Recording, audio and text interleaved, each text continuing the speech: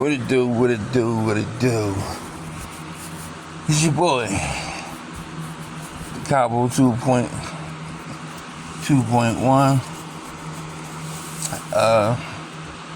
I keep asking about the number thing. I'll explain that at a different date. I'm like a mad scientist at the end of the day. Because when I explain it, people are like, damn, it really makes sense. And that's usually how it happens. And first of all, let's just get the contradiction over with. I said I was not going to go back to Facebook the way I was there on Facebook and or Instagram or Spotify was taking a direct break. I had to anyway, but not as extreme as I have been doing. But this has nothing to do with any of my shows, or this has nothing to do with anything that I used to do. This is totally taking a fearless and moral inventory of oneself every day. And if I help somebody, I help somebody. If I don't, I don't. But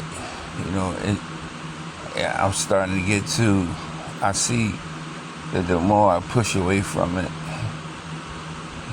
the attention that I guess that I was seeking, all the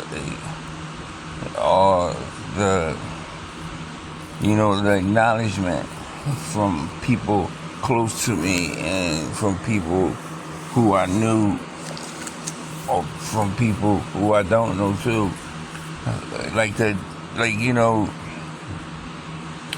If you ain't shaking your ass or shaking your titties and you got 100 motherfuckers watch you every day, or you got 100 people viewing your shit and you ain't got your titties or your ass out, then what normal people don't understand is like you're doing something. So when I see those motivational speakers and I see those other people and they got 150 people that viewed them, they got 200, they got 100, them motherfuckers is the shit. Because you might see a girl, she got a video up for 60 seconds and all she doing is shaking her ass and twerking. Some people got 10,000 view asses. So I ain't doing no hating some of y'all bodies, even though I know that they be fake. I don't really care. Art is fake.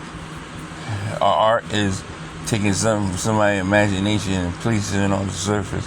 So what's visual and cannot be seen can be seen. So shit. Art is art.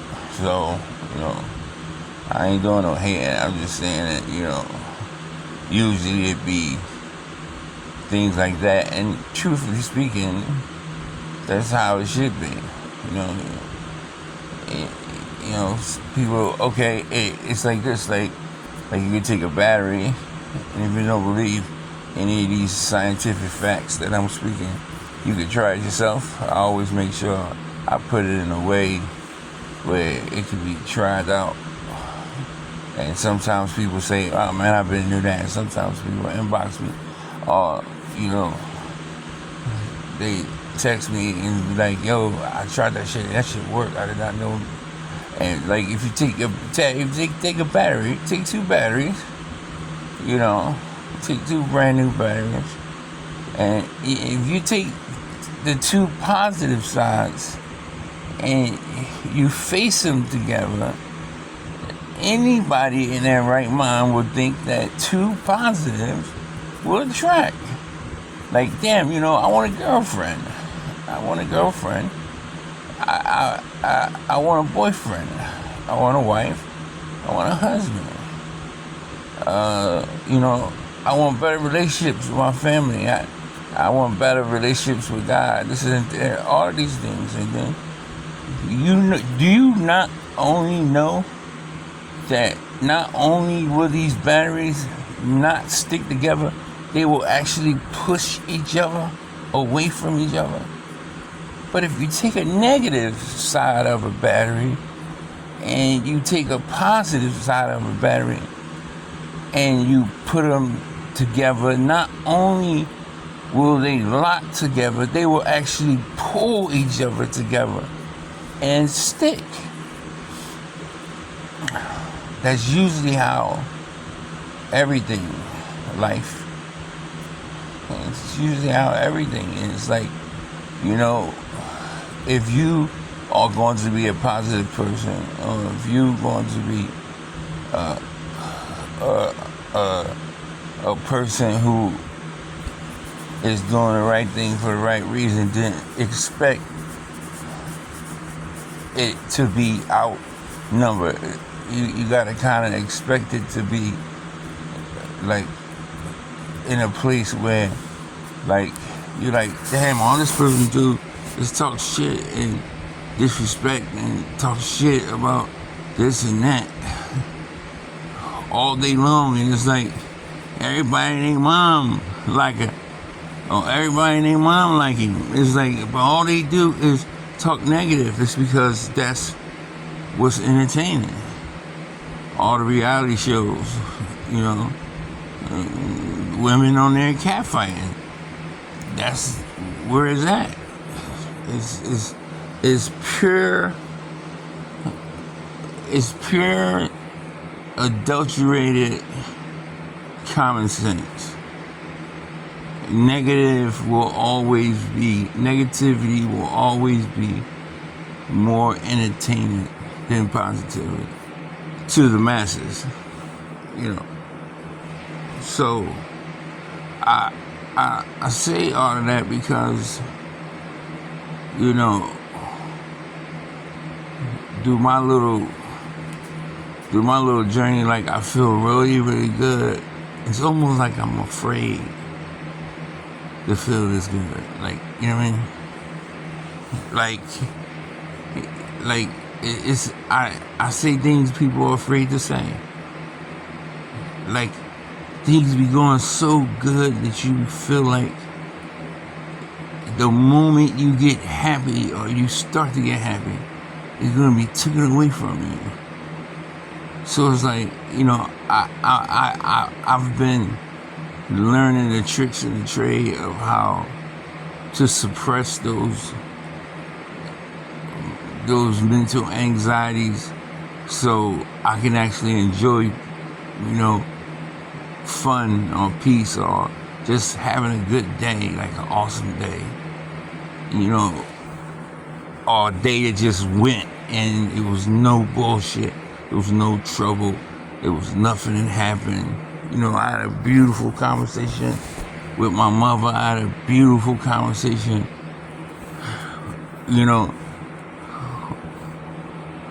Well, I'll keep that to myself. I just had beautiful conversations, and the day went, and, you know, there was no complications, and I didn't even get, and it was just a beautiful Sunday, you know, and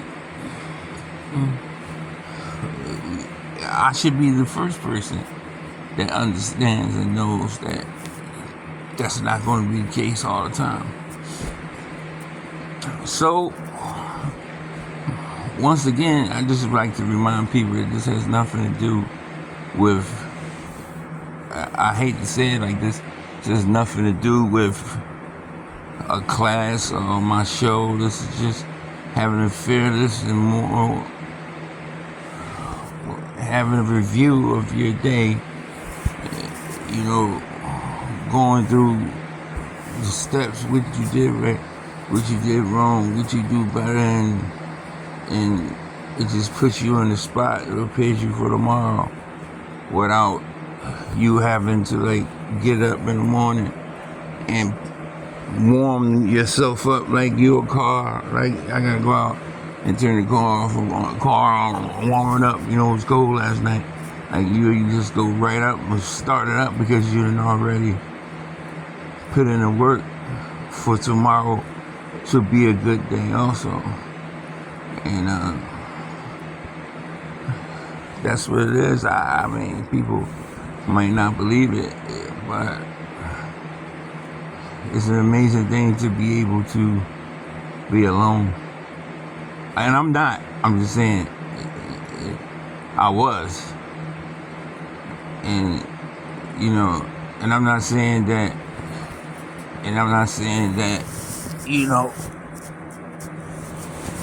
that has anything to do with anybody in their own self-preservations of what I mean. Like, you know, I know being alone